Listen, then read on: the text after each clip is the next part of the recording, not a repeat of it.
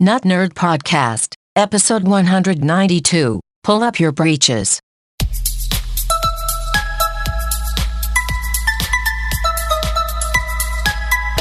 Welcome to the Notnerd Podcast. I'm Nate Heath, and we are here to help you tech better. We've got all kinds of stuff to talk about, so let's get to it. Here with me, as always, Mr. Dave Baylor. Heyo! Heyo! I feel like the guy on Johnny Carson. Oh, yes. Ed McMahon. Ed McMahon, yes. Yes! Yes! Oh, there were some good SNL sketches of that if the original wasn't good enough at the beginning. Well, we both did some traveling this past week. I was on the East Coast. I went over to Connecticut. Does that still exist? It does, and Connecticut's an interesting place. It's kind of a quiet, Hartford, Connecticut, a quiet nothing town directly in between Boston and New York, two of the loudest, busiest towns. Right. And I was there for a marketing conference. Hopefully, as of today, we have a new listener on my way back. I'm in the TSA line, and out of the corner of my eye, I spot on the ground a lightning to headphone adapter for an iPhone, the little white adapter. And, you're in the TSA line, you're trying to get through, so I didn't really think I should have realized somebody in front of me dropped this. I should pick it up, but I kind of made a loud comment. Anybody drop their adapter thinking somebody would pick it up? Well, then I'm getting through the security line, and there's this guy just panicked. My adapter, where's my adapter? Did it get, what? And I was like, I actually saw it back there. So TSA agent went back to see where it was, see if anybody had found it, just completely disappeared. So oh no. I go, you know what, buddy? I think Mike, maybe, hopefully that was your name. You know what? I think I have an extra one in my backpack. He's like, I can't listen to anything for this long flight if I don't have this. So open up my backpack. Of course, I've got like 3 in there. So I gave him one, gave him a Notnerd business card, say, hey, check out our podcast. And he was like, I listen to podcasts all day long. So I was able to save, and I went and looked, and I was like, well, you can probably buy one in one of the shops, the little Hudson store or whatever. They had a off-brand one in their little tech section. $27. Yowza. The Apple one's only $10. $9 at Apple. The little Apple one. So wow. But yeah, that was I was able to help somebody tech better. Good. That's in the our airport. Goal. In case you guys forget, our goal is to help you tech better. We are nerds, and we want to help people who are not nerds to tech better every day. That's where the name comes from. I've been wondering for 190 some episodes. I did get a message from friend of the show, Dylan, over at the Single File Pod that I've been on a couple times. He got in the mail this week a package.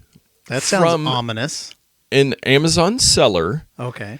But it was a thank you package for something he had bought from them. If you remember, I mentioned that he made some cassettes as a special podcast episode and brought it in to show you. Well, he had bought a cassette player on Amazon, a little knockoff Walkman device. Okay.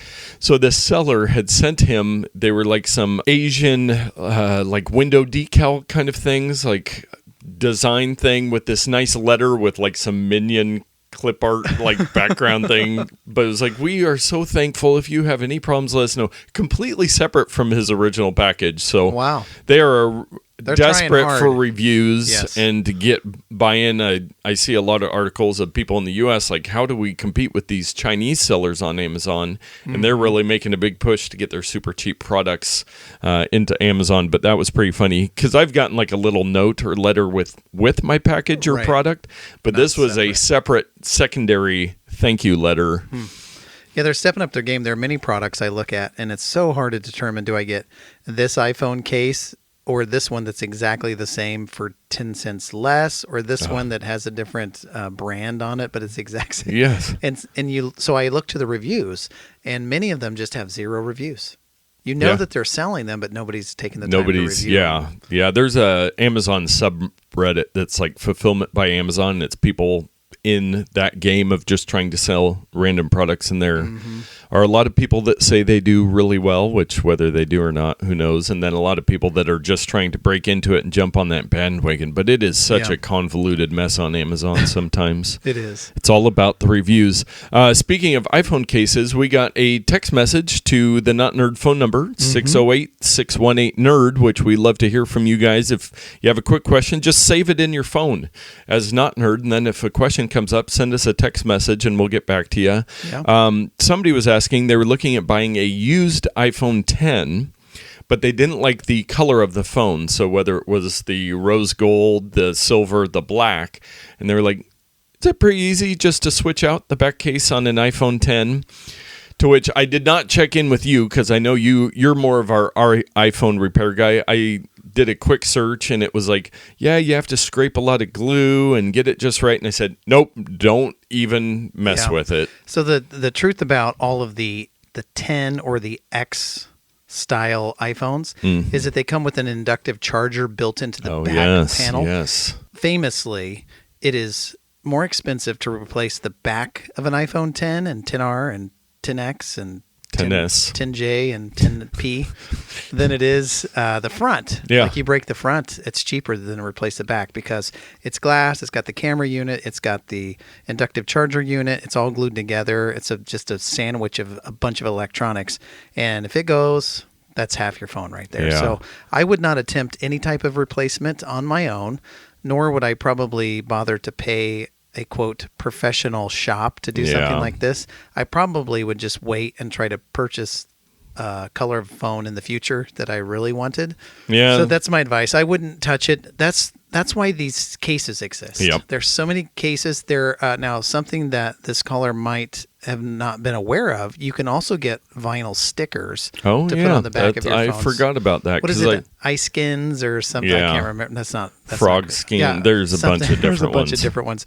But you can get these vinyl stickers with different designs, colors, and they'll replace the color of the back, the little camera module, the sides, sometimes on part of the front, just whatever you want. Yeah. They're out there and they're available. I did suggest just getting a case because there are thin ones, like ones I've used, that it doesn't add a lot of bulk to the phone, but you can change it to whatever color you want. Yeah.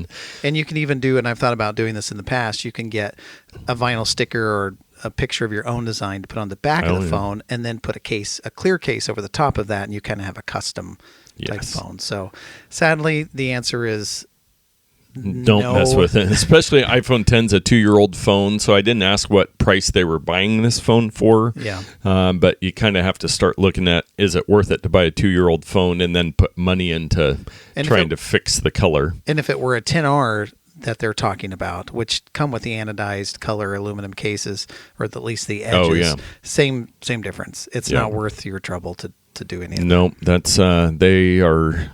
It used to be you could do some things easily on the iPhone, but as they get more complex with the wireless charging, the more cameras, the Face ID, all that stuff, you really have to be careful. Back when your choices were only black and white, you could take the white front and put it on the black back and kind of have a panda type phone, or vice versa. But nowadays, not so much. Not so much. Well, let's get on to some follow-up. The Apple Card, their new credit card, which it's not really focused on having a physical credit card, but their new system has started rolling out. Of course, because it is some sort of news or new thing, there's a lot of people, oh, well, it's not this, it's not that. It's lots of comparisons because the media and the press, they don't really exist. I was thinking about this the other day without some sort of friction. So if it was just the Apple Card and everybody had the exact same press release that said, the Apple Card's now available, there's too much competition for that. You got to have an angle that's kind of negative. The hot take of,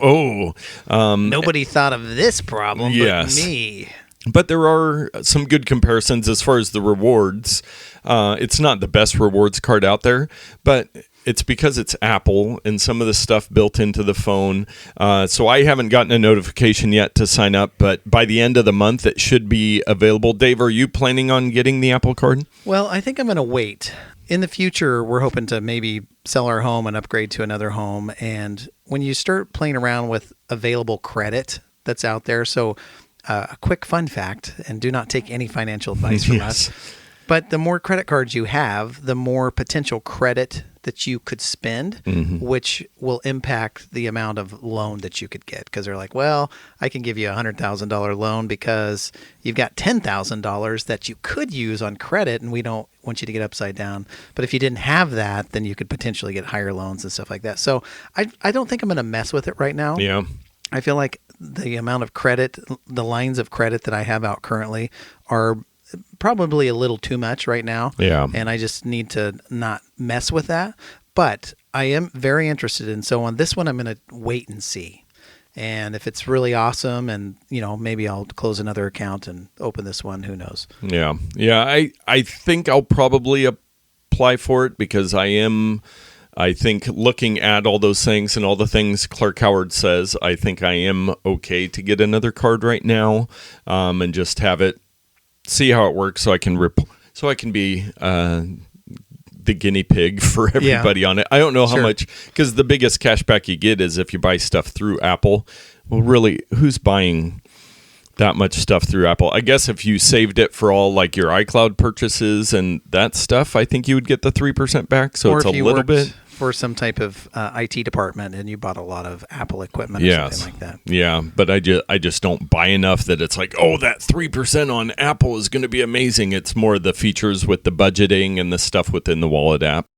So it was just last week we were talking about Uber and what's going on with them and how they're trying to expand and all this stuff. Well, they had the quarterly results, which I thought I had seen, but they didn't. They posted them this week. A $5.2 billion loss in the slowest ever growth rate. Ouch. Last quarter. So, and their movie that they made, Stuber, didn't help them out, I guess. Yes. That did not get them where they needed to be. But actually, on my trip in Connecticut, the guy I was traveling with, we used Lyft to get to the airport, from the airport, back and forth all over the time, just because that's the app that he has. And so I have actually used those things now and had a great experience. Most of the drivers were great. Some of them were quiet. Some of them wanted to talk. The problem is it can be a great service. It can be a great customer experience, but that doesn't mean the company's making money because they're charging less than what they're paying the riders like so that they can get, so it's like, I don't know. All Lyft has to do is keep their mouth shut and do their business, and Uber will destroy itself and Lyft will win the car wars. This is a very good point. Speaking of losing wars, FedEx has announced that it is not renewing some of its contracts with Amazon, which I read the article, and with some of the stuff we talked about, I'm like, did Amazon ask you if you want to renew the contracts, or did they just not send them to you? So you're saying, because we talked about a million times, Amazon, their logistics department. I had a Mercedes box van thing yesterday with the Amazon Prime, like one of their own trucks come deliver a package to me, and it's like, FedEx, sorry, they don't need you. And FedEx is like, we're looking to diversify our offerings outside of Amazon. And it's like, you just realized that Amazon has used you and abused you for years and they don't need you anymore. So Amazon is building up their own fleet of vehicles to deliver packages. And I think FedEx will probably go calling to Walmart and say, hey, let's partner. And I think they've already done some of that. Yeah. But just today I ordered some HDMI cables that I needed. And I could have brought you a dozen of them. One offer was, hey, do you want it today for free? Yeah. I was like, so I chose the don't worry about it, send it whenever, and I get the $1 digital credit. Yes. So I can buy my Star Trek books. Nice. We were talking just last week about Ninja, so either you knew who Ninja was or you did after listening to last week's podcast, the big Fortnite player. He reached 1 million subscribers on that Microsoft Mixer in 1 week, which is pretty crazy for a service that nobody knows about. That's one thing they talked about is Twitch has millions and millions of users. Basically, nobody's using Microsoft Mixer. So to be able to get 1 million users on there is pretty amazing. Whereas Twitch, it's like, oh, well, I'm only getting 5% of the total users on Twitch. And I downloaded Mixer, but I have yet to sign in. That's probably a good sign. But Ninja is going to be the first person. Yes. And I was reading that it'll be interesting to see over time because Mixer is giving everybody a free 2-month trial to have kind of full access. And after that, it's like $6 a month to be able to get access to all the content. So we'll see if with Ninja and this free trial, if they can get some buy-in. But I was looking, he's got, like 22 million YouTube subscribers or something. So it's just like this. I'm not the type of person who sits and watches other people play video games online a lot. I do it occasionally. Yeah. But there's a huge market for this, and he's built this audience. It's just amazing that people just want to watch him play video games all day long. It's pretty impressive. I would suggest everybody, even if you don't care about Fortnite, you don't care about watching video games, just to go watch a Ninja video just to see, because you think, I'm just looking at a screenplay. He puts on a production. Yeah. He's constantly talking. He's making entertainment. So I just go watch one of his videos just so you have an idea of what these kids and adults are spending a lot of time doing. Also a lot of people are spending a lot of time doing Dave's Pro Tip of the Week. I'm not sure about that. However, what I have spent some time doing is continuing to go through Grandpa's book of computers for seniors by the editors at FC&A, whatever that is. Yeah. And I came across this section, and I thought we could talk about a little bit. It's funny again how this thing that was written, I think, in the 90s. Yeah, late 90s, I think. Yeah, has still a lot of relevant material. You just have to apply it. Oh, the second printing here is in January 2003. Okay. Which is still 4 years prior to the iPhone, just to give you a frame of reference. Some context. But today I'm going to talk about shortcuts. And depending on the context, shortcuts can mean different things. If you're working on your computer, you might think about a keyboard shortcut. So the famous ones are, if you're on PC, to copy a line of text is Control-C and Control-V to paste the text. On a Mac, it's Command C and V. On iPhones, there's a new program that came out with the last iteration of the operating system, and the program is called Shortcuts. Yes. And it's more of like a programming language. It really is a simple programming language. I love it. It's like the Automator of yesterday. Automator for Mac, you could go in and say, do this and this and this, and make me click this button and ask this question and do this thing, and it'll do a series of logic to perform an action, and you can set it up as a little shortcut. So keyboard shortcuts. And as I'm looking at my iPad and your computer and my iPhone sitting here, it's kind of a mix and an amalgamation of how to do various things. So I thought we could just kind of clear the air a little bit. So let's use our example of copy and paste. Yeah. On a computer, you hold down the modifier key, Control or Command, and then you would hit the letter C or V to perform that. On a tablet device, like a phone or an iPad, you would highlight some text, and then you kind of have to do this convoluted tap the text, or maybe the menu will pop up with the option to copy and paste, and it's a little bit harder. But then there's this in between where my iPad, I have a keyboard case. Yeah.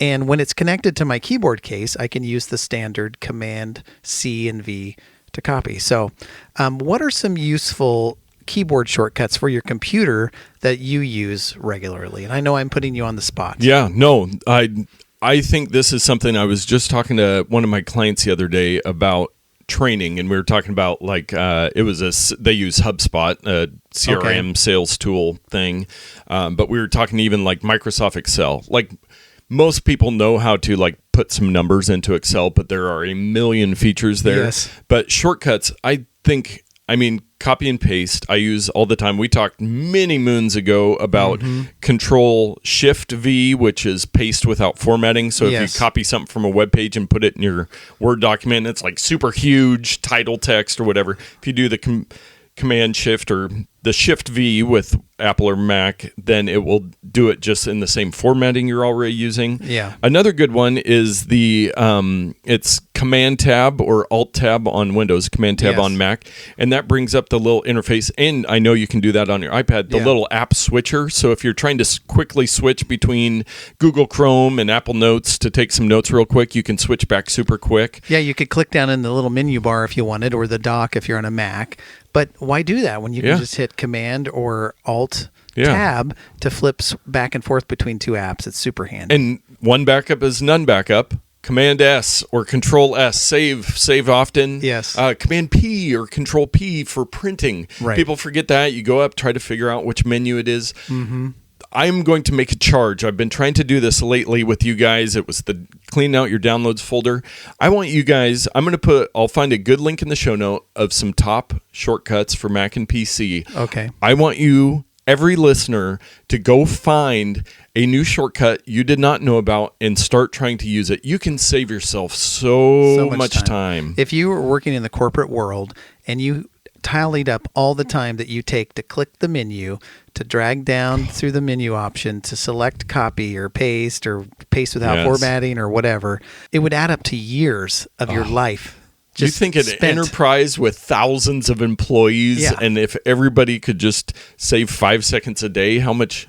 I mean, it's game changer. So that everybody go out there, find a shortcut on your computer when you're at work, when you're at home, look at the list, try to find something, or just search, hey, what's the keyboard shortcut for this? Yeah. And I want to hear back from people. I want to find what you guys find and how helpful it is, because there's so many. I've had it sitting on my desk. I'll try to post it too. It was a envelope I found at Gramps' house, and it might have been in one of his books as a bookmark, and it was somebody had sent him something from like AARP or something, but the whole back of the envelope, you've got all this space on there, it was just a bunch of keyboard shortcuts for people, and I'm like, that's great, print something off, put it next to your thing, and try to do that. I am not good enough about it, but I try to use enough of them. I know, like when I'm working in Photoshop, there's a lot more that I could use that would speed up my process, but that's a point I was going to make. For every application you use on your computer, there are equivalent keyboard shortcuts for many of the menu items that can just save you time in Word and Excel and the Google Documents and all the different things. So take advantage of those. And for those of you who are tech adverse, there are even keyboard shortcuts to shut down your computer. Yeah. So you can turn it off with a keyboard shortcut. Get rid of your computer. If you're tired of using it. So. And I will tell you about a quick iPhone shortcuts win. So I have... famously, I've talked about, I have a shortcut for Home ETA. So I press the button or tell Siri to run it. It calculates how long it's going to take me to get home, crafts a little nice text message to my wife and sends it to her. I have one for you when I'm coming to you as well. And I was like, well, half the time I send this, but then I want to open up Maps to be able to see if there's traffic or which route, because there's often many routes to take. So I opened up the shortcut, I hit edit, and I was like, okay, I think I add a new line there. And then I said, open up this address in Google Maps. So now it calculates, it sends a text message, and then it opens up Maps and has the navigation there right for me. Yeah, so that's brilliant. You could probably even do something like, and additionally, open up the podcast player and start playing whatever podcast is open in there. Yeah. No, I'm kind of surprised it hasn't become more mainstream, the shortcut stuff. I don't think a lot of people are using it, but if you can work some of that, just like the other shortcuts, into your workflow, it simplifies, especially on your phone where it can be confusing to get around to different things. But yeah, because I used to go to Maps, calculate, then go over to Messages, type it in, and do all that stuff. And it's like, ugh. But good stuff, shortcuts. I like shortcuts. Power. Well, let's move on to our takes of the week, the news that we think is important. I found this one very interesting. We've talked about several Google Chrome extensions on your computer. You can add these extensions like Grammarly or LastPass. There's a lot of different functionality things that you can do. I use one that moves my tabs to the end of the bar. Because I don't like them creating the new tab right next to the tab that you're on, so it just sticks it to the end. Yeah, and so there's a million of those. I have one where if I click any email link in any web page or anything, it opens up Gmail instead of trying to open up the Apple Mail program, because I do everything in Gmail. But this article talks about the fact that half of all Google Chrome extensions have fewer than 16 installed, not 16 million, 16. And we were just talking, last week, that Google Chrome's in the billion user club. It's probably in the 2 billion user club. Around 87% of all Google Chrome extensions have fewer than 1,000 installs. So there are 1,800 188,620 extensions available on the Google Chrome on the Chrome Web Store. So it's just crazy that most of these have. They found that 19,379 extensions, just over 10% have 0 installs. So does that mean the person that created this extension isn't even using their own extension, or they're using like a behind-the-scenes install that doesn't go through the store? Yes, over 25,000 extensions have just one user. So it's crazy. It's just wild. All that wasted productivity. The top players are the ones you would expect. Google Photos, which I don't think I have that extension installed. I just go to the website. Yeah. Photos.google.com. LastPass, which is great to see. It's number 2 overall. That's encouraging that people are using. Text, which I'm not sure. I'm guessing that's a Note thing. And then there are 13 that have hit the million user mark. Okay. Google Translate, Adobe Acrobat, which automatically tries to install after you put Acrobat on your computer, Tamper Monkey, Avast Online Security, AdBlock Plus. So a lot of these security ones, some of them try to automatically. But Grammarly is in the million user club. Skype, Honey, which is like a save while you're doing your online shopping. Pinterest, save button. Those ones are over 1 million. Under 10 million, there's a couple like LastPass, Google Photos, and some other ones. So there are a handful that are highly used, but most of them just don't. There's some more amazing stats in here, just looking at all these numbers that they pulled out of the Chrome Web Store. But as a side note, Google Chrome has built-in Flash player so that you don't have to install Flash, which is a very insecure program at this point in time. So it just allows you to go to Flash websites through the Chrome browser without installing anything. Well, I got a notification last time I opened that. It said, we will no longer be supporting Flash programs in subsequent updates. And so Google Chrome is going to get rid of it. Yeah. Isn't that interesting? It is. Yeah. I'd seen something with one of the new versions. They're constantly trying to, and Flash is gone, people. If you have Flash Player installed on your computer, I would encourage you to uninstall it. Yeah. And if you say, well, I can't do thing X without Flash, I would say find an alternative way to do that. There's just no reason. We have the entire culmination of knowledge on the internet and billions of people using it. There's got to be another solution. If you need help, let us know. We'll find something for you. But yeah, that is a good note that Flash is going away. Speaking of going away, Nikon. Is this the end of Nikon as we know it? They reported a 71% drop in earnings. News at 11. Stay tuned. Yes. Now, Nikon, I have a lot of affinity for my first few digital cameras were the Nikon Coolpix series, the swivel. They had a little screen, and I took a lot of digital pictures with Nikon, but I don't hear as much. There's some people that love Nikon. Some photographers are diehard.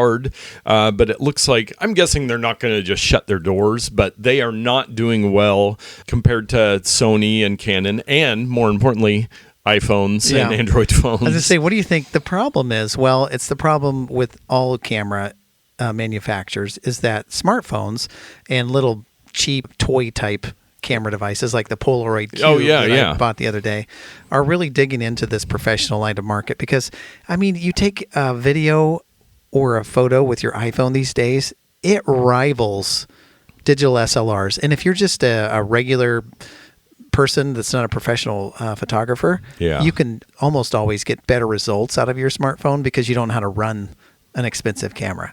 So you're just hurting yourself.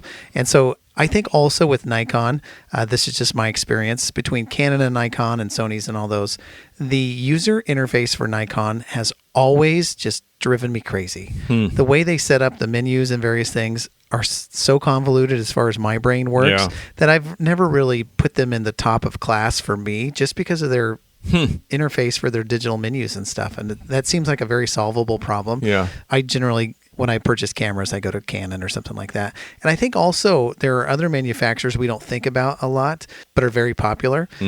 Fuji is one, and also Olympus. They have some really great cameras in the Micro Four Thirds and some of these innovative type cameras. Pentax and Panasonic. There's a lot of competition there when a lot of people aren't buying cameras, and it seems like Sony and Canon get all of or a lot of the attention, but there's just a lot of good options, and if Nikon's not keeping up, that's kind of how it goes. That's how it goes.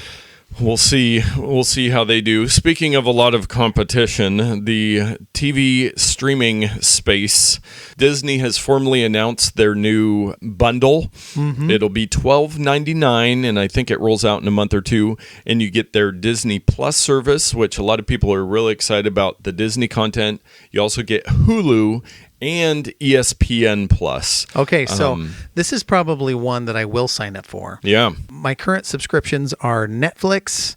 I had a stint with HBO Now. I always forget them if it's Go or Now, but it's Now because I wanted to watch a couple shows. That expires later this month. I'm not going to re-up that. So it's going to be Amazon Prime Video, which I get through my Amazon Prime subscription, and Netflix. And so I'm very interested in this Disney Plus and this Hulu, which is the commercial version. Yeah. It's not the ad-free or limited ads version. But the big mystery for me is ESPN Plus. And I was wondering if you had any more information as to what it exactly offers to you. Because historically, the sports stuff is always very the toughest. You got to pay $9,000 a year to watch your local games and all this stuff. So what is ESPN Plus going to give me? And I heard somebody discussing this on another tech podcast. They weren't quite sure either. I don't know if it's an existing service, but if it's the one that I'm thinking about, it is a very it's kind of more a supplemental than like you're not getting the primetime stuff. Yeah. So according to the ESPNplus.com, stream more sports with ESPN Plus. What's that mean? Daily selection of live sports, ESPN originals on demand. See fewer ads on ESPN.com and the ESPN app.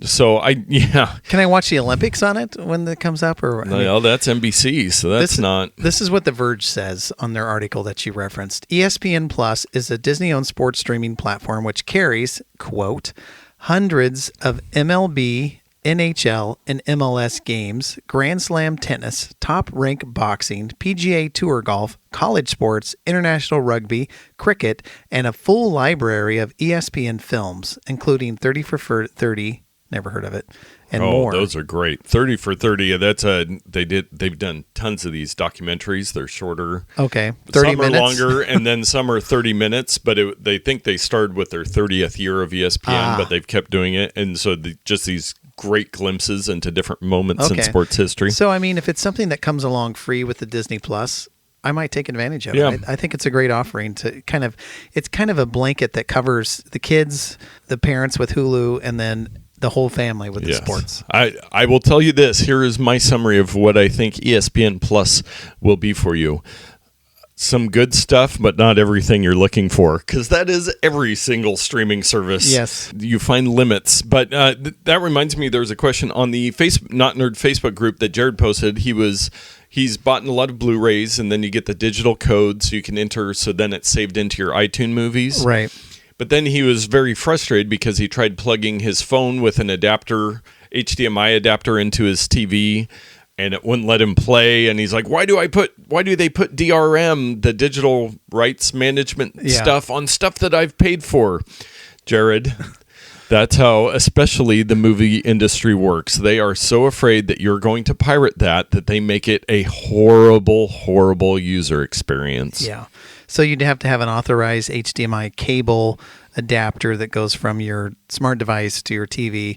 The method he was using through DVI is not DRM compliant. Yes. And so it doesn't and know it could be the TV isn't compliant. There's so many levels on this stuff. So I think I saw that while I was traveling, Jared. So I'm sorry I didn't respond in the group. I will do that. But yes. I responded to him directly. Oh, okay, great. Yeah. It is just not a good experience. It's one of the music used to be like that too. When you bought music online, it's gotten better because they were kind of just like we can only do so much, but video, they are still holding on desperately, but you can still get everything pirated. I don't know.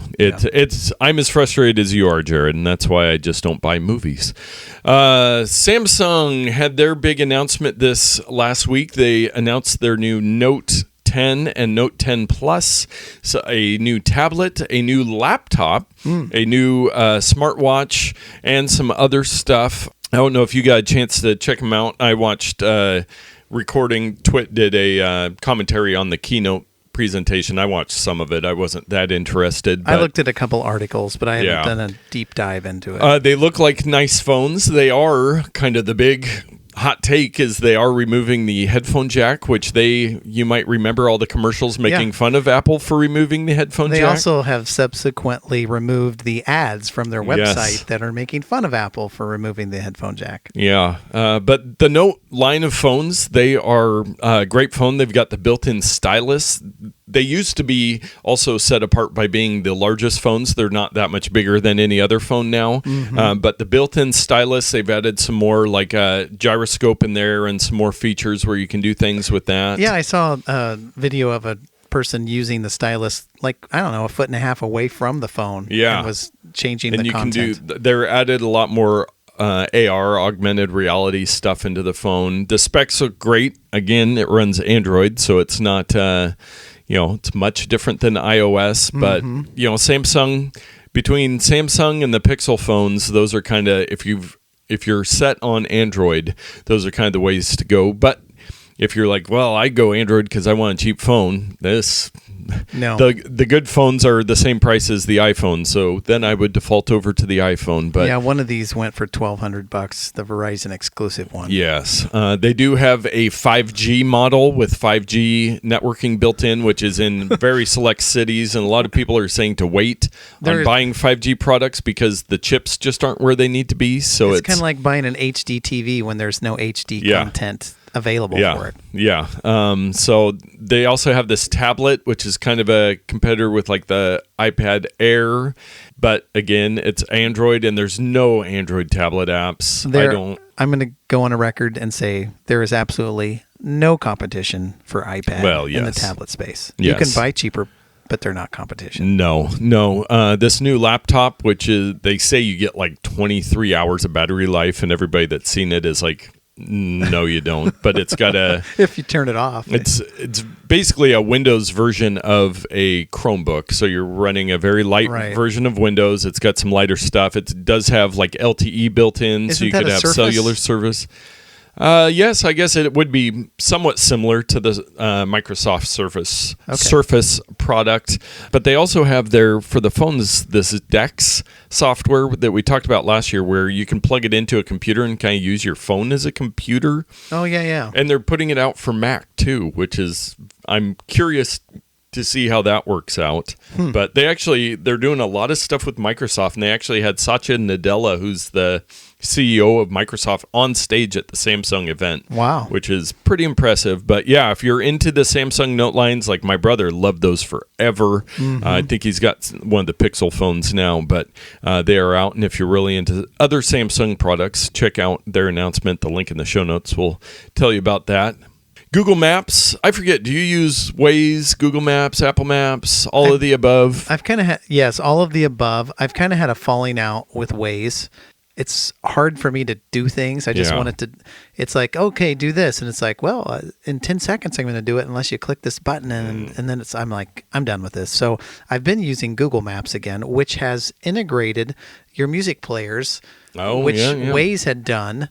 And so they've moved that functionality over to Google Maps. And so you can have your Spotify little bar at the bottom so you can switch tracks without having to leave your map application. That's very nice. And quick reminder, Waze is owned by Google, so why they haven't merged the two is I don't know. Great mystery, but they do kind of flip-flop features. Well, they're adding some new features to Google Maps. I usually default to Google Maps, but they're adding flight and hotel reservations that are, in your schedule and your email and everything right into the navigation app, so you can kind of just pull that up and say, okay, go to my hotel, or when's my flight? When do I need to leave? So if you have something booked, when you click the destination, it'll offer that up as an option. that's really cool. Yeah, and they're also doing, they announced it last year at Google I/O, the Live View, which is the augmented reality directions. So you basically have your screen up, you're seeing basically what your camera sees, but then it gives you like big arrows down the street and tells you where to, which would be really good for walking, Yeah. and you can kind of look around in augmented reality. And if you had those in some glasses, it'd be perfect. Yes, So yes. that'll be the future. Google Glass 2.0 comes back around.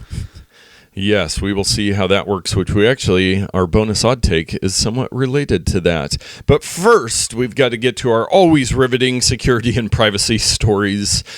This one, so DEF CON and what's the other one? There's the two big hacker conventions that have happened recently, so there's some stories coming out of those. Well, there's a guy that has taken so he goes to the Apple Store, buys iPhone cables, lightning cables, charging cables, opens them up, puts some software stuff into the cable, puts them back together so they look nearly identical unless you were really looking at it with a microscope to an original iPhone cable. And then when you plug that into your computer and, plug your phone into your computer, he is able to load stuff into your computer and give somebody else or like take control of different things on your computer. You can hijack your computer with these cables. Now, they're not cheap. They cost about $200 because he says he spends like 4 hours on building each one. And he is a white hat hacker, so he wants to do good. So he's building these to be able to have people do testing or show people what the risks are. Of a proof of concept. Yes. It's a great reminder to not randomly put any USB thing, especially into your computer. Your iPhone or your Android phone is going to be a little safer, but into your computer, there's a lot of things that can be done. Like if you get a random thumb drive, don't just plug it in to your computer because it can do things. But this one, you're like, oh, great, I've got this iPhone cable. I'm going to plug it in and go. Yeah. So be careful about that stuff, especially if you have some valuable information. This is something that somebody might try to get at you with. The other story is, and we've kind of talked about some similar things previously, but we like to talk about passwords. We mentioned LastPass earlier, and this is from Brian Krebs on security, talking about the risk of weak online banking passwords.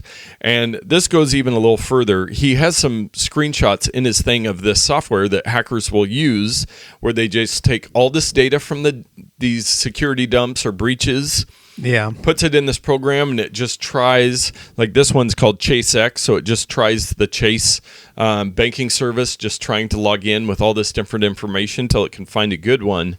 And he also talks about some of the other apps we've talked about, like Mint or Stash, or some of these ones where you can connect to your banking account. Right. That if those are weak passwords, what they've started doing is kind of the high level is some guy will sit there and try to hack all of those services, find the guys with a ton of money in their bank account, or gals. Gals are allowed to have money these days too. So then they'll create this list of, well, this person's got over 100,000 in their bank account.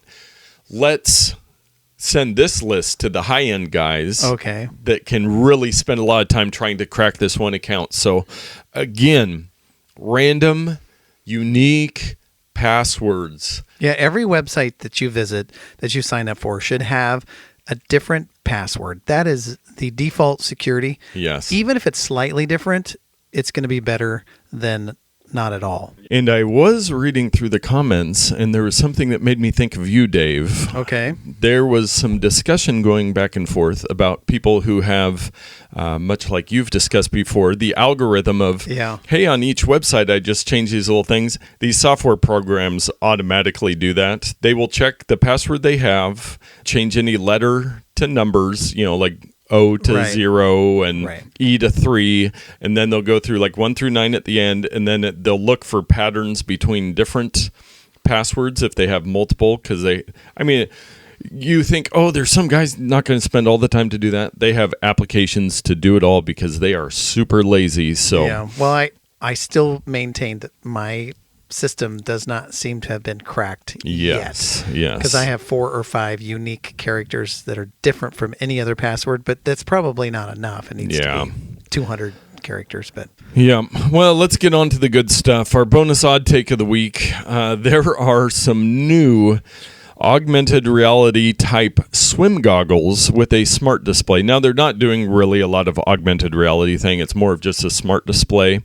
And I could see where this makes sense if you're doing a lot of swimming. It'll give you, so their see-through smart display is built right into the goggle lens, delivering metrics. So you can see strokes and heartbeat and how distance and time and all that stuff. They've got a little animated GIF there on the page where it's not overwhelming. You're not watching movies in this thing, but it just gives you some of your pacing, basic information. This feels like a device that is a solution to a problem that didn't exist. Could you not do this on your wrist?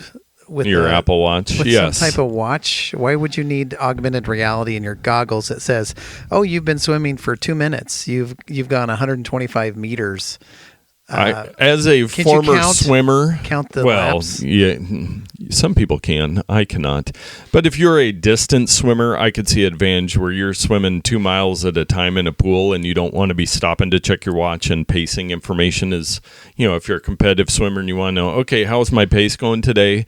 $200, so you got to be a pretty serious distance swimmer to check this out. But I will have a link in the show notes, formswim.com, to check out the smart display goggles. Well, as a former swimmer, I think that you need to buy these and try them out and tell everybody how they work. I will start a GoFundMe for that.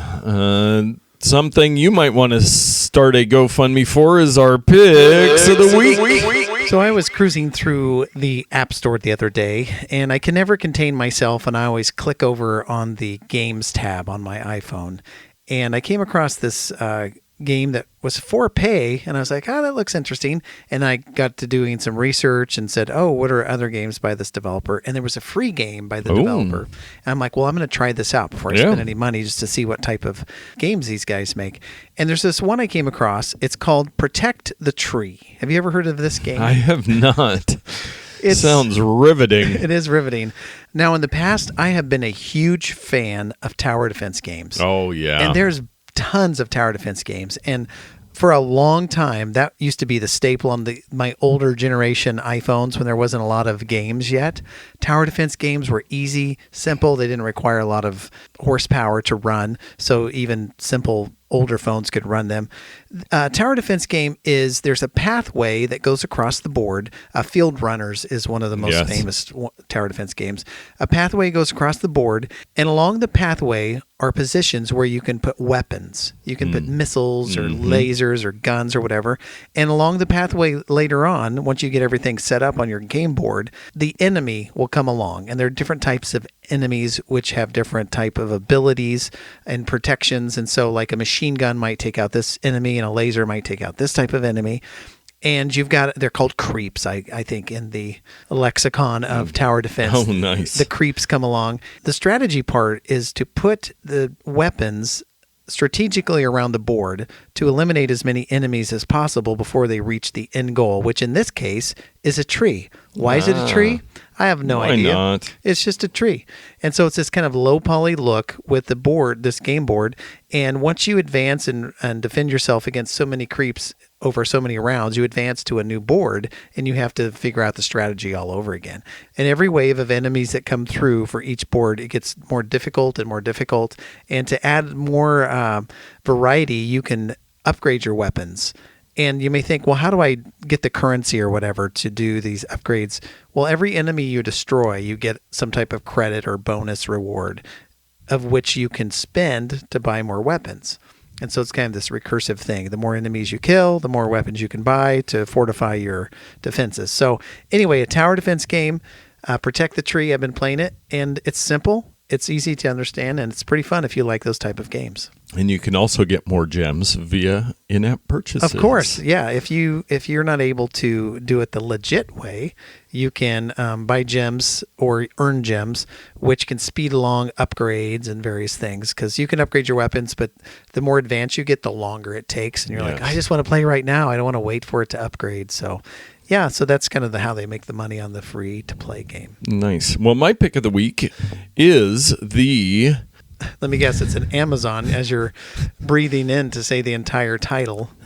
The product is the IU Sport Band, compatible with watch band 38mm, 42mm, 40mm, 44mm soft silicone replacement sports strap, compatible with 2018 Watch Series 4321. So yes, this is an Amazon product. Now, I got my new Apple Watch last fall, and I went for the Sport Loop, the Velcro, the hook and loop, and I really like that band. Well, I had a run-in with some bacon grease. Oh, no. And a little splatter got on there and just melted a little bit of the material. It was on the bottom, so it was fine, but I'm just like, you know what? I haven't been on Amazon for a while to look and see what Apple Watch bands are out there. I was going to say, you're probably just on Amazon 10 minutes before that. Well, yes, yeah. I'd been on Amazon many times. And so I went and found, and I thought, you know what? I really liked with my original Apple Watch, the original white sport band, the, whatever they call this. Fluoroelastomer. So I found this Amazon knockoff one. It's a very cool color. It's called concrete. So it's a very flat gray, and it looks exactly like, I've looked at some other knockoff Apple Watch bands and you go, oh, that's just like the Velcro one. Then you're like, no, the whole mechanism is completely different. It's not as good as Apple. And this one's probably not as good as Apple's. I think it's a little different material, but it's really close. The design of it is almost identical. The feel of it is a bit different. Yeah. It's more of a silicone feel where it's kind of that kind of greasy, sticky and it's not very noticeable. No. This is me.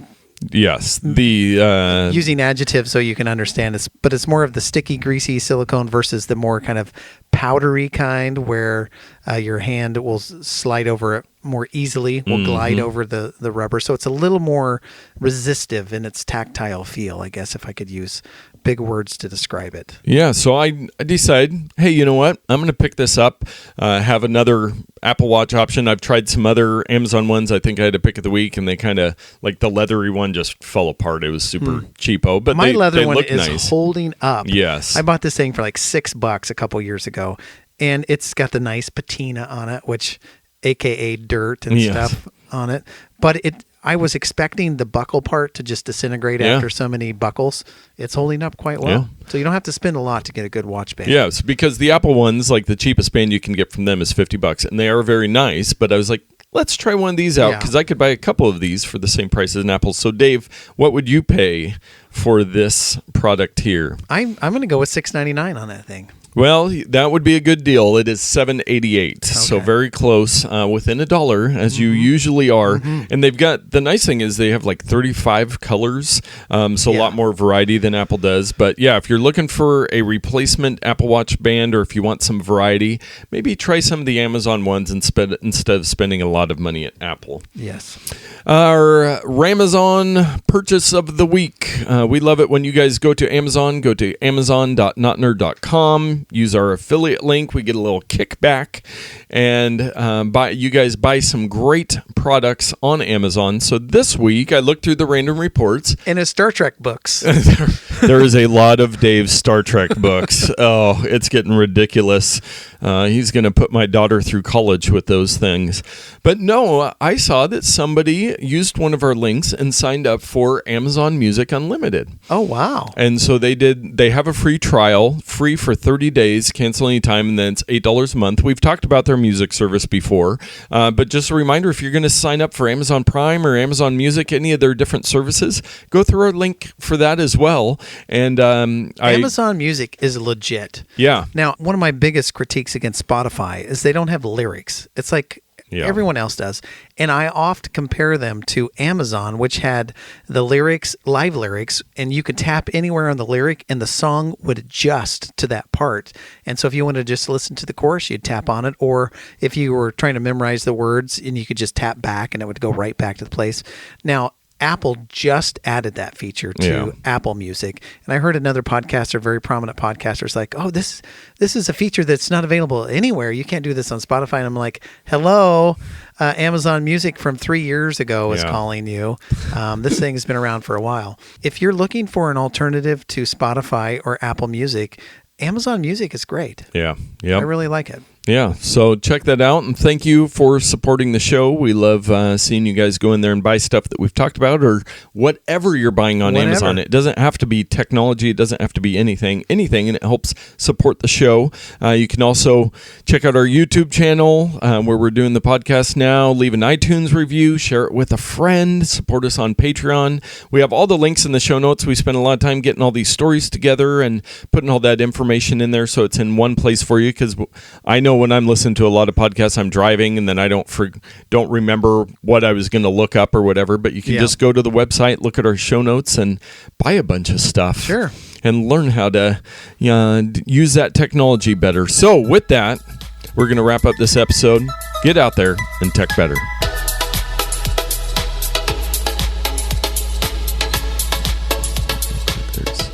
Why does my Google Chrome keeps popping up different windows for me? I should call Notnerd. Test. You could probably turn up a hair more. Test. Okay, that's pretty good. No, I'm getting nothing now. Oh, that's too loud. There we go. How about there? Well, that's perfect.